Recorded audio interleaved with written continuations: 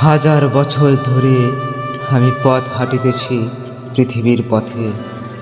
সিংহল সমুদ্র থেকে নিশীথের অন্ধকারে মালয় সাগরে। অনেক ঘুরেছি আমি বিম্বিসার অশোকের ধূসর জগতে। সেখানে ছিলাম আমি আরো দূর অন্ধকারে বিদর্ভ নগরে। আমি ক্লান্ত প্রাণিক, চারিদিকে জীবনের সমুদ্র সফেন।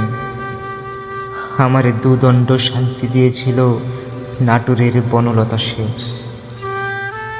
চুল তার কবেকার অন্ধকার বিদিশার নিশা, মুখ তার শ্রাবশ্রীর কারুকার্য।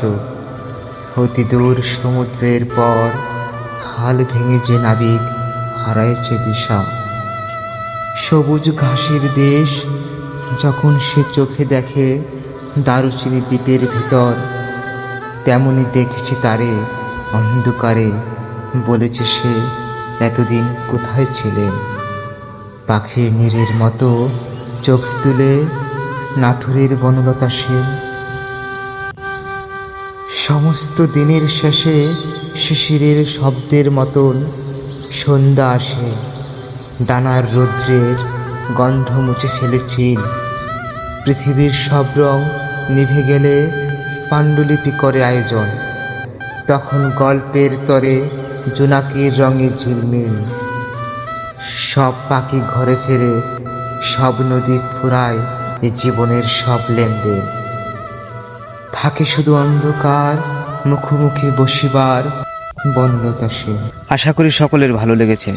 এই হলো আমাদের নিকলির হাওরের প্রকৃতির একাংশ।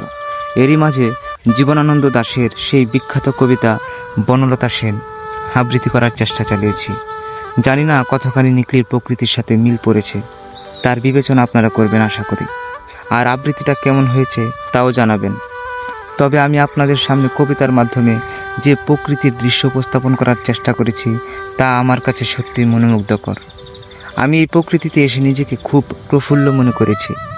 আপনারাও ইচ্ছে করলে এই প্রকৃতির স্বাদ নিতে পারেন। আর আমার বরাবরই চেষ্টা আপনাদের ব্যতিক্রম কিছু উপহার দেওয়ার। তাই আমার পেজ বা চ্যানেলটা আপনারা ফলো ও সাবস্ক্রাইব করে রাখবেন দয়া করে। আজকের মতো এই পর্যন্তই। আল্লাহ হাফেজ।